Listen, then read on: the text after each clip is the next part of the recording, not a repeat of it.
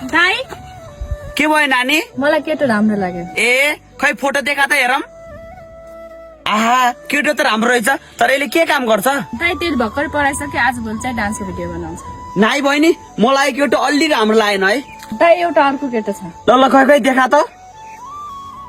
ए यसले के काम गर्छ र? ब्याङ्कमा सरकारी जागिर छ। वाह, यो त चानबाट निस्किया जस्तो छ। यसको दाँत र नाक त झन् कस्तो मिलेको। र ज्वाइँ यही बोल्न जस्तो छ है नानी।